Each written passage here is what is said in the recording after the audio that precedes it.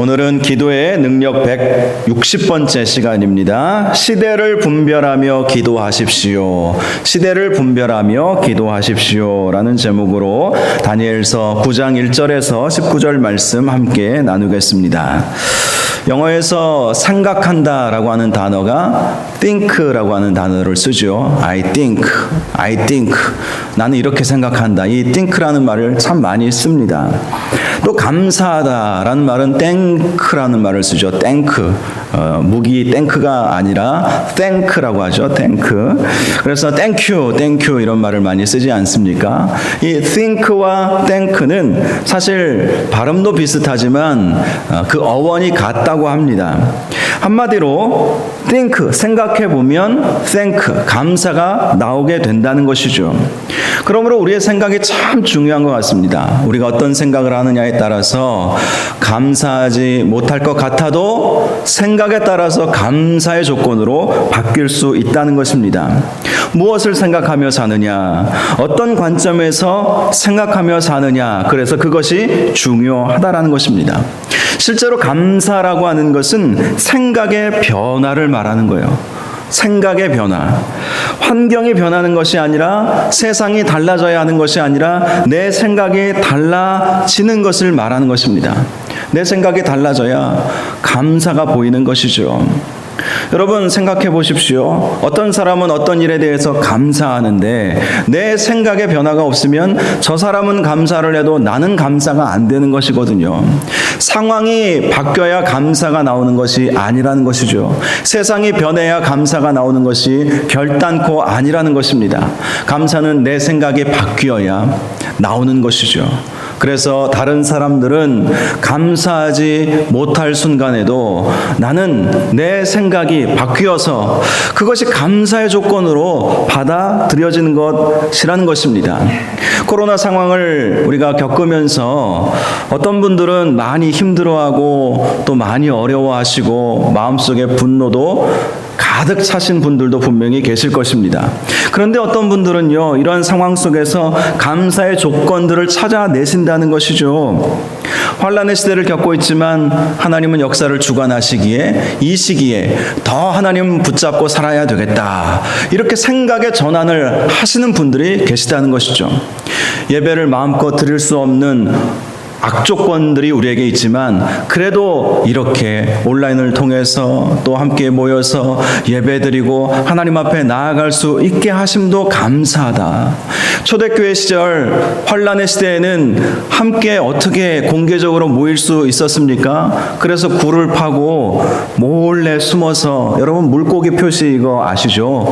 물고기 표시가 방향을 가리키는 표시였다고 그래요. 지금은 차에 붙어 있는 것을 잘 보지 못하는데 예전에는 기독교인인 것을 나타내기 위해서 자기가 모는 그 차 뒤에 이 물고기 표시를 하는 차들이 참 많이 있었습니다. 그 물고기 표시가 우리가 예배드리는 장소, 우리가 어디서 모이는지 그 장소를 은밀하게 표현하는 방향 표시였다고 합니다. 초대교회는 정말 힘들게 신앙생활을 했어요. 너무 어렵게 신앙생활을 했어요. 그런 상황보다 지금은 훨씬 낫지 않습니까? 또 북한과 같은 경우는 제가 예전에 어떤 동영상을 보니까 이불 뒤집어 쓰고 나라를 위해서, 남한 성도들을 위해서 기도하는 성도들도 있더라고요. 또 몰래 밤중에 많이 모여 예배 드릴 수는 없지만 정말 두세 사람이 지금도 그루터기 신앙인들이라고 있거든요.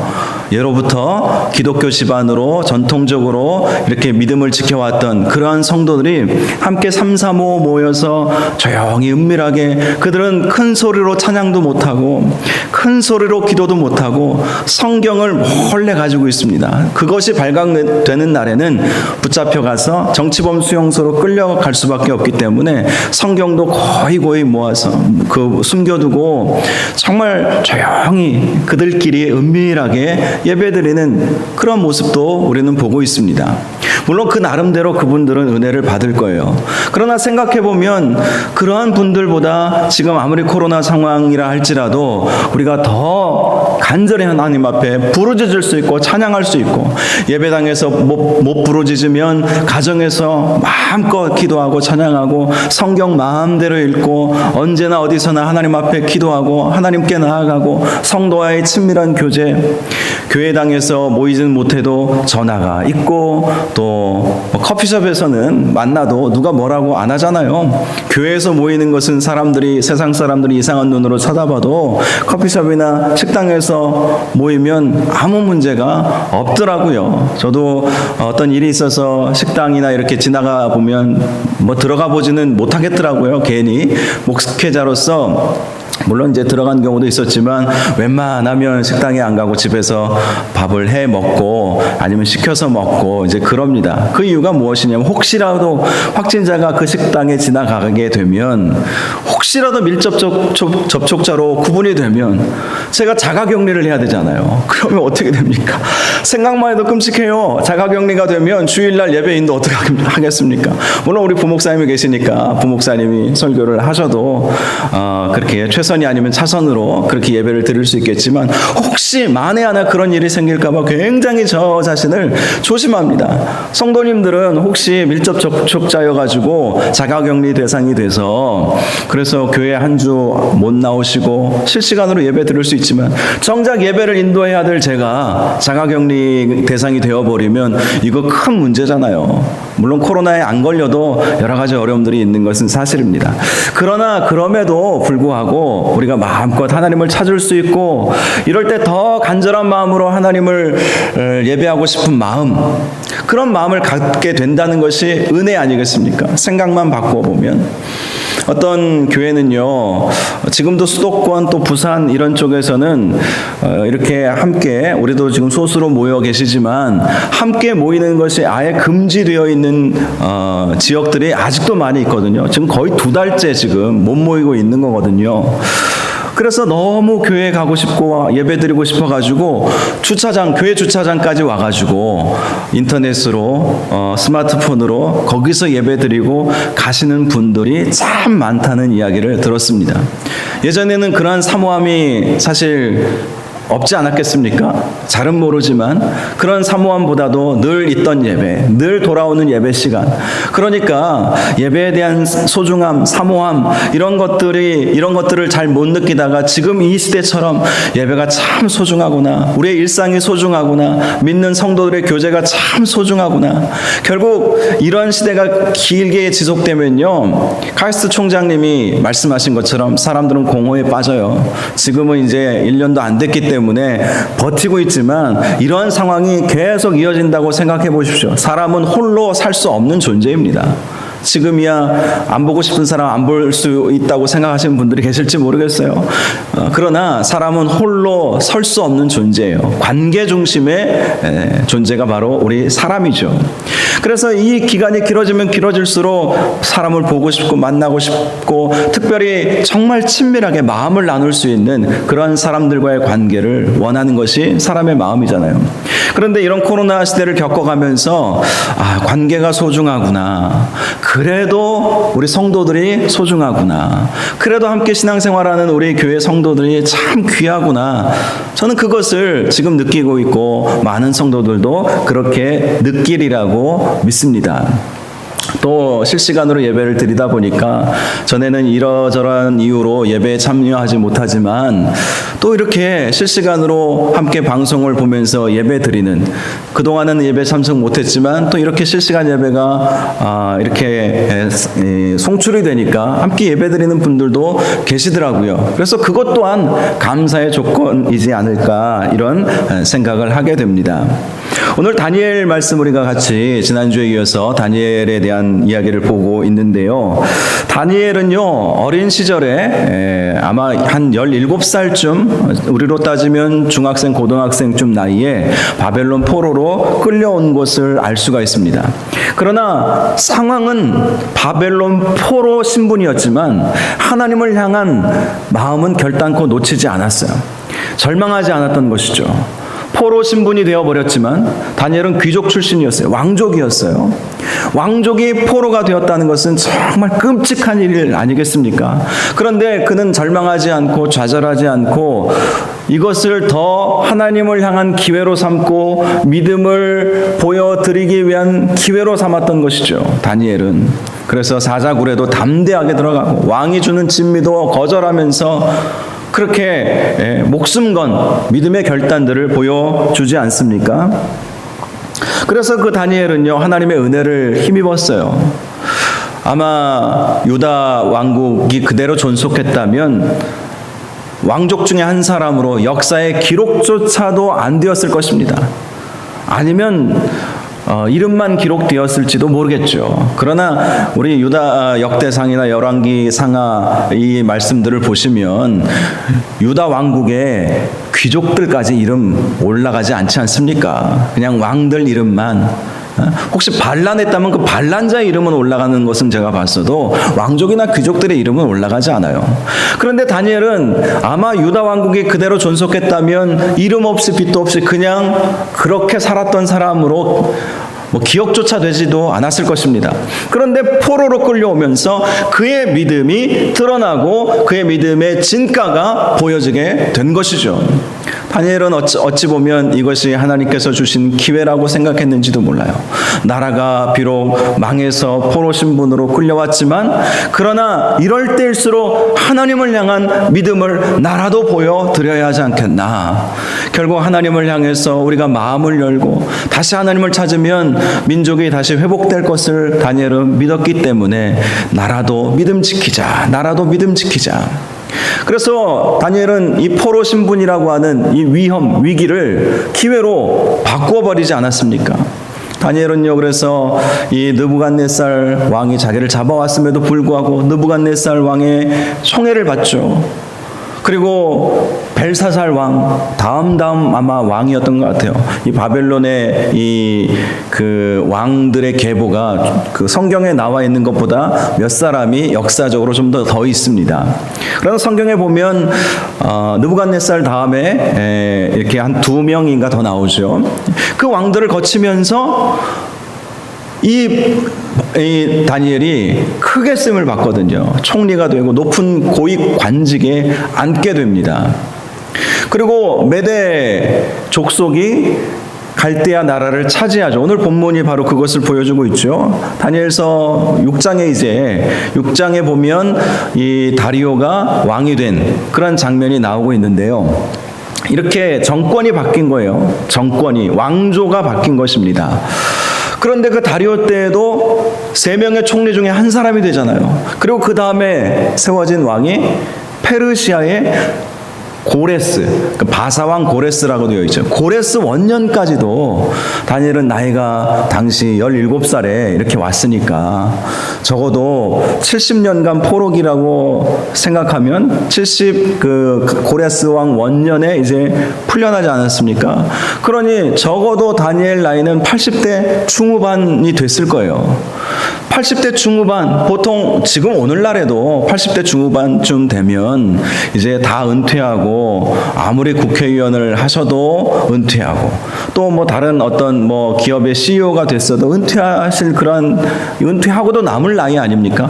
그런데 여전히 80대 중후반이 되어서도 90이 다 된 나이가 되었음에도 이렇게 자기 그 유다 나라도 아닌 다른 그 거대한 이방 제국이죠. 거기에 크게 쓰임을 받았던 것, 그것을 보면 다니엘은 위기를 기회로 바꾸게 되었던 것이고 그 중심에 하나님을 향한 열정, 하나님을 향한 사랑, 믿음을 끝까지 지키겠다고 하는 결단, 특별히 다니엘은 기도하는 사람 아니겠습니까? 기도함으로. 그래서 사자굴에 들어간 이유가 뭐예요? 하나님 앞에 기도하는, 예루살렘을 향해서 하루 3번씩 기도하는 그 기도의 행위를 멈추지 않았기에 모함받아서 사자굴에 들어갔지만 사자가 물지 못하죠. 하나님이 함께 하시기 때문에. 그러한 놀라운 역사를 이루었던 사람이 바로 다니엘이었던 것입니다. 오늘 본문 말씀을 보면 다니엘이 예루살렘과 유다의 회복을 위해서 하나님 앞에 간절히 기도하고 있는 장면을 볼 수가 있습니다. 1절, 메대 족속 아하수에로의 아들 다리오가 갈대아 나라 왕으로 세움을 받던 첫 해라고 말씀하고 있죠. 갈대아 나라는 보통 바벨론을 말하는 것입니다. 갈대아 사람, 바벨론 사람을 말하는 것이죠. 이 메대 족속 아하수에로의 아들 다리오가 바벨론의 왕이 된 것입니다. 바벨론의 역사를 이해하는 것은 조금 어렵습니다. 저도 성경의 내용들만 단편적으로 이해해서 그런 이해만 가지고 있었는데, 이번에 말씀을 준비하면서 조금 더 깊이 여러 책들을 살펴보고 인터넷을 뒤져보고 다른 학자들이 어떻게 조사를 했는지, 바벨론 제국이 어떤 나라였는지 이렇게 조사를 해보니까 바벨론을 이렇게 이해한다는 것이 좀 쉽지는 않더라고요. 왜냐하면 바벨론의 통치 구조가 중앙 집권적인 통치 구조가 아니었다고 합니다. 다시 말씀드려서 그 속국들이 있죠. 속국. 그 생각을 하시면 좋을 것 같아요. 그거하고는 좀 다르겠지만 옛날 당나라가 우리 조선을 속국으로 삼았죠. 그런 거하고는 조금 다를 수 있지만 좀 비슷합니다. 바벨론이라고 하는 나라가 있어요. 바벨론 민족이 있어요. 갈대아 사람들이 바벨론 이 나라를 세운 사람들이거든요. 이 갈대아 민족이죠. 갈대아 민족이 있고 또 그 바벨론 제국 안에는 다른 종족들, 소수 종족이 아닙니다. 다른 큰 종족들이 있었어요. 그러니까 페르시아 종족이 있었고 메대 족속이 있었단 말이에요. 그런데 이 갈대아 나라라고 하는 이 바벨론 제국에 이 갈대아 사람들의 영향력이 급격히 쇠퇴하면 다른 종족이 바벨론의 정권을 잡는 거예요. 그러니까 다른 종족이라고 해서 완전히 뭉개버리고 완전히 없애버리는 것이 아니라 자치권을 줬다고 그래요. 자치권을. 그러니까 당시 바벨론 제국 아래에 메대 족속이라고 하는 이 족속. 이 메대 족속은요, 예전 바벨론 이 느부갓네살 왕 그 앞에 아보포살 왕인가요? 그 느부갓네살의 아버지와 이 메대 족속의 또 오랜 선조 그 왕이 있었는데, 이 다리오의 선조 왕이 있었는데, 이 둘이 아수르를 함께 침공해서 아수르를 정복했다고 합니다. 그렇지만 이제 느부갓네살이 왕이 된 것이죠. 그리고 메대 족속은 다른 지역을 통치하면서 속국 아닌 속국과 같이 그렇게 있다가 바벨론 이 갈대아 사람들의 영향력이 급속히 쇠퇴하면서 이제 메대 족속이 그 바벨론 나라를 차지하게 되는 것이죠. 자, 그런데 오늘 이 말씀을 보면 이제 그렇게 함으로 다리오가 갈대아 나라의 왕으로 지금 세움을 받았다는 거예요. 이 다리오라고 하는 이 왕은요, 그 다음에 이제 세워질 왕이 이제 페르시아로 정권이 완전히 넘어가고 페르시아의 고레스가 왕으로 세워지게 되지 않습니까? 이 고레스의 외삼촌이 이 다리오예요. 다리오. 그러니까 한마디로 페르시아와 메대 연합국이 바벨론 왕을 완전히 이제 물리치게 된 것이죠. 그리고 이 고레스, 페르시아 왕 고레스가 외삼촌 다리오를 먼저 왕 위에 올려준 것입니다. 먼저 왕 위에, 나이가 많았기 때문에 올려주고, 그리고 자기는 나머지 정복 전쟁을 치루었다라고 역사학자들이 그렇게 설명을 하고 있습니다. 그리고 나서 당시에는 사촌 결혼을 했기 때문에 이 다리오의 딸과 이 고레스가 결혼을 하는 거예요. 그러니까 외삼촌이지만 자기의 이제 장인어른이 되는 것이죠. 그렇게 장인어른으로 이제 이 다리오가 추대를 받은 이후에 자기의 왕권을 고레스에게 넘겨주게 된 것이, 좀 복잡하지만 이 바벨론 제국에서 페르시아 제국으로 넘어가는 과정 가운데 있었던 것입니다. 자, 바로 이런 상황 속에서, 바로 이러한 급변하는 역사적 혼란기에 이제 다니엘이 깨닫게 된 것이 있었습니다. 역사적 혼란기에 무엇이었습니까? 9절을 보면 곧 그 통치 원년에 나 다니엘이 책을 통해 여호와께서 말씀으로 선지자 예레미야에게 알려주신 그 연수를 깨달았나니 곧 예루살렘의 황폐함이 70년 만에 그치리라 하신 것이니라. 예레미야 선지자가 70년 만에 바벨론 포로에서 풀려날 것이다 라는 예언의 말씀이 있었죠. 이 다니엘은요, 그 예레미야 선지자의 예언의 말씀, 그 두루마리 책을 보관하고 그 책의 말씀을 늘 묵상했다는 사실을 발견할 수가 있습니다.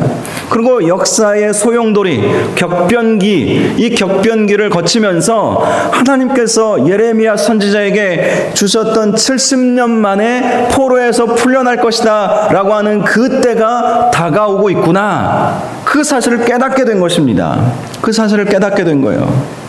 말씀을 묵상하고 또 시대를 분별한 것이죠. 오늘 제목이 시대를 분별하며 기도하십시오 아닙니까? 시대를 분별한 거예요. 기도의 사람이기에 영안이 열린 것이죠.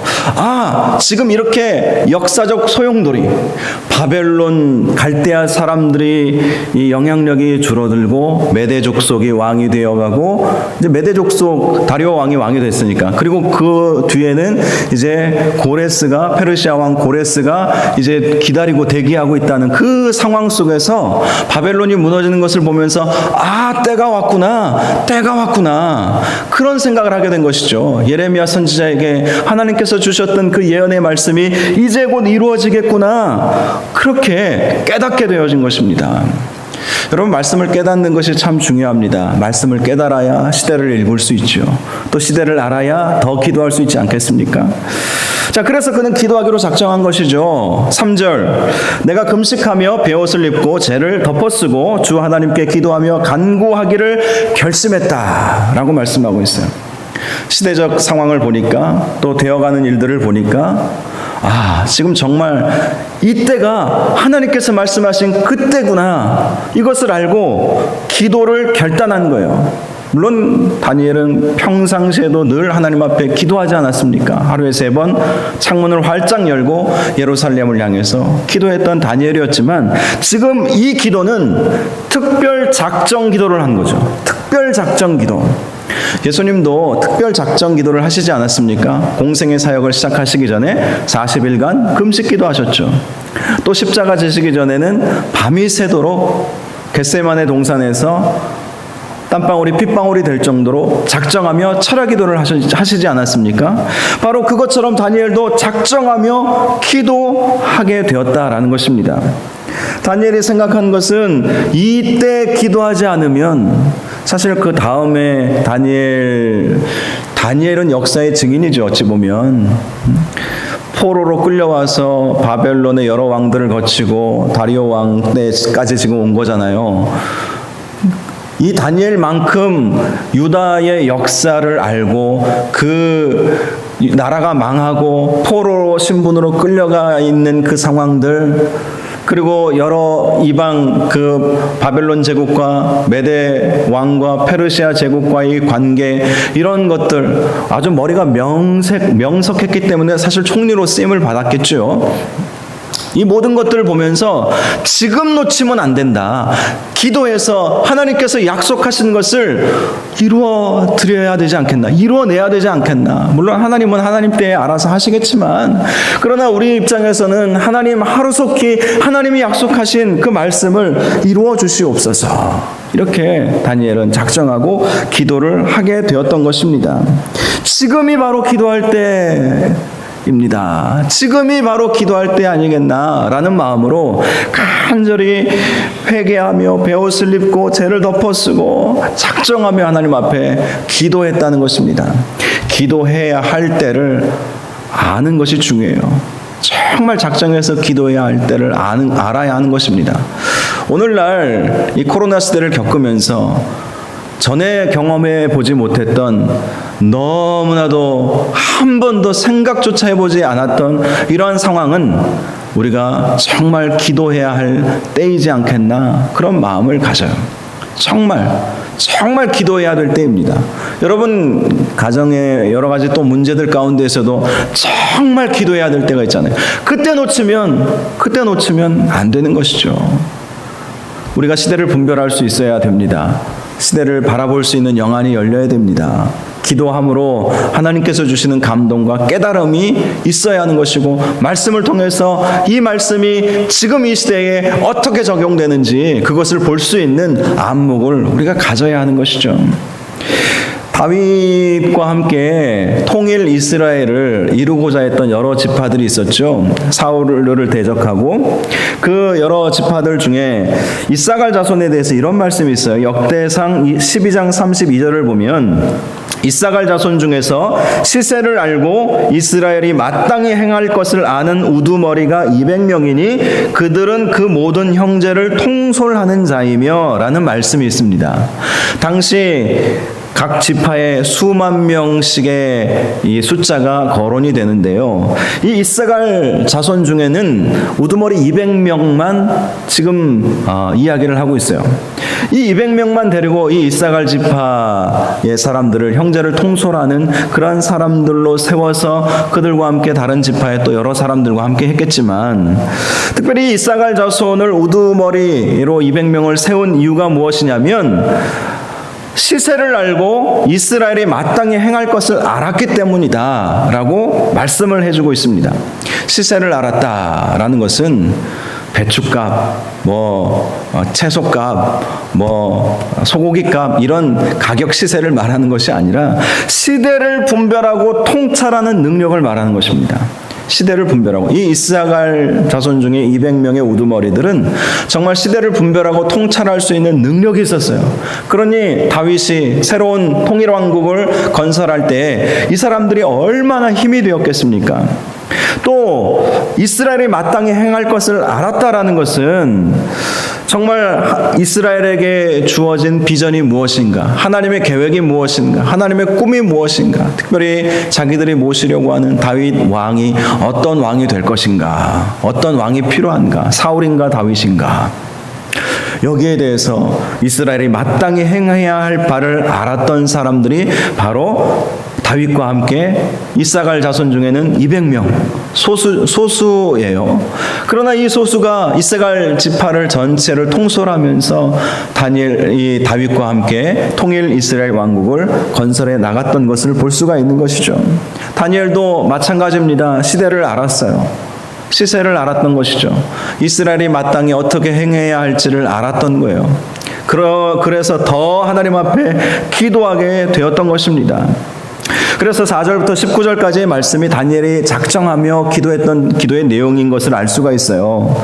4절 말씀을 보면 먼저 하나님이 어떤 하나님이신지, 우리가 기도할 때 하나님에 대해서 먼저 하나님을 부르고 기도하라고 예수님도 가르쳐 주신 것처럼 다니엘도 기도할 때 하나님이 어떤 하나님이신지 말씀하고 있어요. 4절 말씀 보시면 내 하나님 여호와께 기도하며 자복하여 이르기를 크시고 두려워할 주 하나님, 주를 사랑하고 주의 계명을 지키는 자를 위하여 언약을 지키시고 그에게 인자를 베푸시는 이시여. 하나님을 이렇게 부르고 있습니다.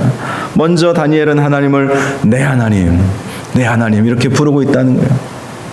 우리 민족의 하나님도 맞고 다른 이스라엘 유다 백성들의 하나님도 맞지만, 그러나 다니엘이 놓을 수 없었던 것은 하나님과 나와의 관계, 내 하나님이라는 거예요. 이 내 하나님이라는 것은 나는 주님의 것입니다 라는 고백입니다.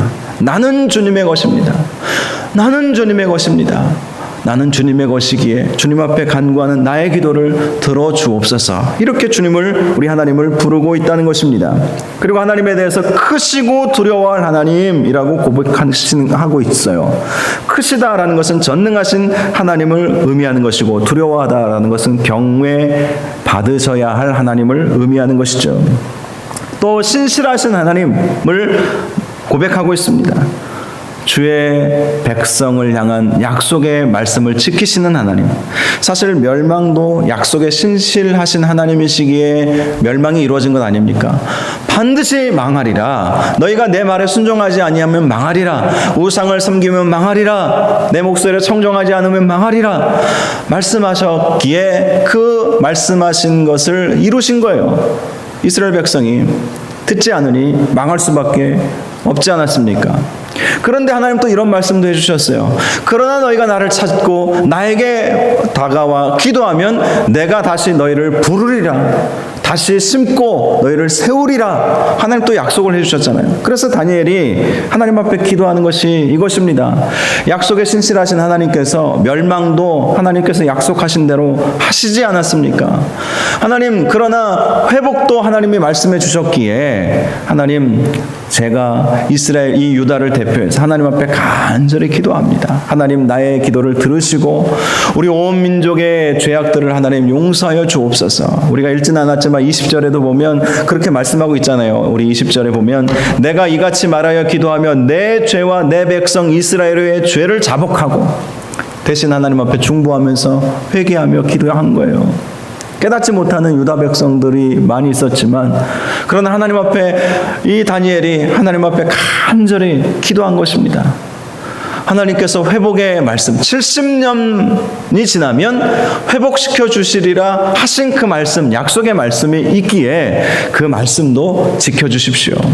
망하게 하신 것도 약속대로 이루신 것이라면 회복시켜 주시는 것도 약속하셨으니 지켜주십시오. 신실하신 하나님을 노래하고 있는 것입니다. 자, 그래서 이제 그렇게 이 기도하면서 15절부터 15절까지 보면 유다가 왜 망했는지, 결국 죄 때문에 망했다라는 것을 다니엘이 하나님 앞에 말하고 있는 것을 볼 수가 있죠. 그리고 이제 16절부터는 본격적으로 회복의 기도, 회복을 원하는 기도가 나와 있는 것을 볼 수가 있습니다. 16절 말씀, 주여 구하옵나니 주는 주의 공의를 따라 주의 분노를 주의 성 예루살렘 주의 거룩한 산에서 떠나게 하옵소서. 이는 우리의 죄와 우리 조상들의 죄악으로 말미암아 예루살렘과 주의 백성이 사면에 있는 자들에게 수치를 당함이니이다. 다니엘의 기도는요, 주님의 분노가 예루살렘 성에서 떠나가기를 원합니다. 이것이었어요. 지금 주님의 분노로 말미암아 예루살렘에 재앙이 임해서 예루살렘이 망해버린 것이잖아요. 그러므로 하나님께서 내리신 그 분노를 하나님 예루살렘에서 떠나가게 하여 주옵소서. 주님의 그 분노로 인해서 하나님의 백성이 수치를 당하고 있지 않습니까? 그런데 17절을 보면 이런 말씀이 있어요. 그러하온즉 우리 하나님이여 지금 주의 종의 기도와 간구를 들으시고 주를 위하여 주의 얼굴빛을 주의 황폐한 성소에 비추시옵소서. 이렇게 기도하고 있다는 거예요. 자, 주의 분노가 떠나는 것, 그 떠나게 하는 방법이 무엇입니까? 하나님 떠나게 하십시오. 이렇게 기도하는 것은 하나님 뜻에 100% 만족시키시는 그런 기도가 아니에요. 어떤 기도가 필요하냐? 주의 얼굴빛을 비추어 달라는 거예요. 주의 얼굴빛을. 우리가 지난 하이델베르크 요리문답 시간에도 말씀을 함께 나누었듯이 마귀를 대적할 때 여러분, 마귀야 떠나가라, 예수 그리스도의 이름으로 명하노니 떠나갈지어다 하면 떠날 거예요. 예수 그리스도의 이름에 능력이 있기 때문에 떠나갈지어다. 예전에 보면 이 축사 기도 하시는 분들이 참 많이 계시더라고요. 저도 종종 기도할 때 병만은 떠나갈지어다, 마귀는 떠나갈지어다, 귀신아 물러가라, 뭐 이렇게 선포도 했지만 물러가는 게 이게 다가 아니에요. 물러간다고 해서 끝나는 게 아니잖아요. 마태복음 12장에 예수님께서 말씀하신 것처럼 물러가도 나중에 오잖아요. 이게 문제가 거기에 있는 것이죠. 중요한 건 뭐냐면 물러가게 하기 위해서는 어떻게 해야 되느냐? 주님의 임재로 가득 채워야 한다는 거예요. 하나님의 말씀으로 가득 채우면 마귀가 들어올 틈이 없는 거예요. 들어올 틈이. 그냥 떠나가라, 물러가라 한다고 해가지고 잠시 물러갈지 모르지만 또 들어와요. 들어와서 더 좋게 보이면 7 귀신 데리고 들어온다고 하지 않습니까? 그래서 말씀으로 채워야 하는 거예요. 다니엘도 그것을 안 것입니다. 하나님의 그 분노가 떠나가는 방법은 하나님의 얼굴빛이 비추어지는 거예요. 하나님의 임재가 임하는 거예요. 예루살렘 성전에 하나님의 임재가 임하기만 한다면 주님의 분노는 떠나가는 것이죠. 마귀의 권세는 떠나가는 것입니다. 우리의 재난과 환난은 떠나가는 거예요.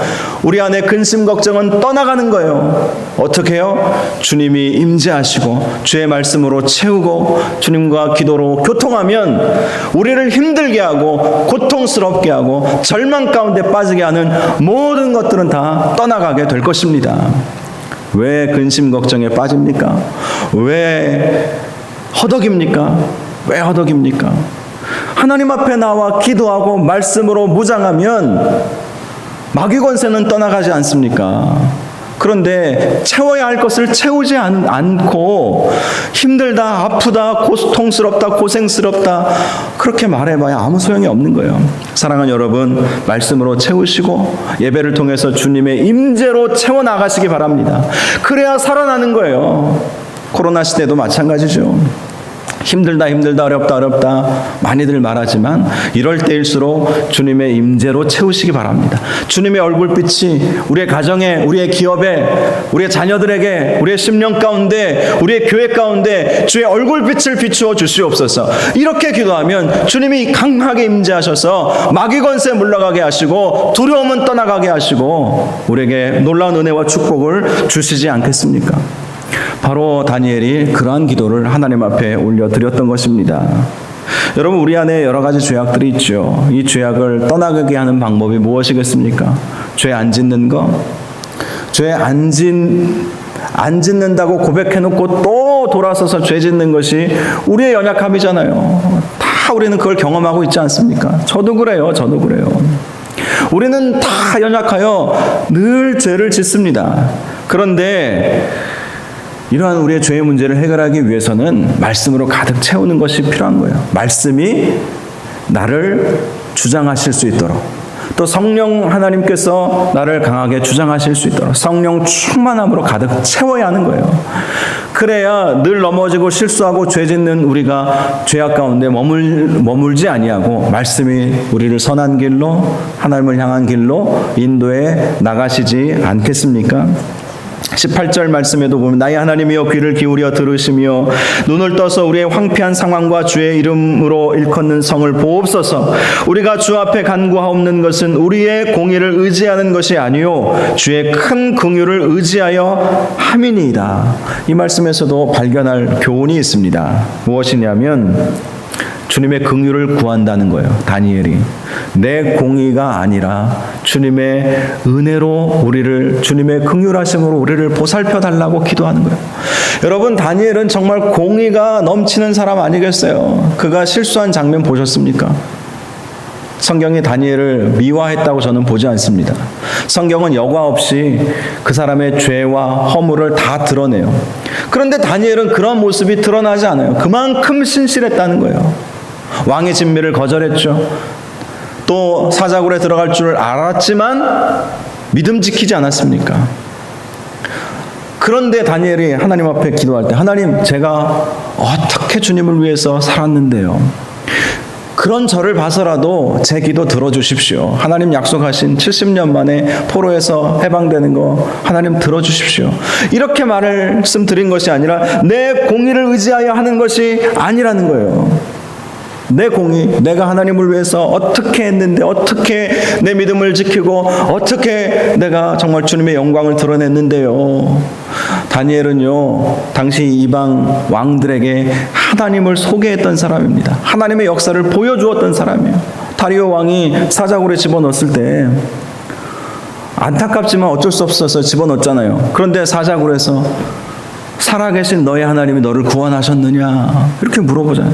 느부갓네살 왕도 다니엘을 통해서 하나님을 막 찬양한 그러한 일이, 역사가 일어났잖아요. 여러분, 그렇게 다니엘은 어찌 보면 공의로 충만한 사람이었습니다. 하나님 앞에 정말 선하게 쓰임받았던, 인정받았던 사람이었어요. 그런데 내가 무엇을 했는지 그게 중요한 게 아니었어요. 내 공의를 드러내지 않았습니다. 그는 내가 한 것보다 하나님의 긍휼하심을 간구했던 것이죠. 하나님 도와주십시오. 저는 한 거 없습니다. 제 공이 아무것도 아닙니다. 제가 주님을 위해서 한 거 어찌 보면 아무것도 아닙니다. 주님이 도와주셔서 했던 것이고, 주님이 은혜 주셔서 했던 것이고, 내가 한 게 뭐가 있습니까?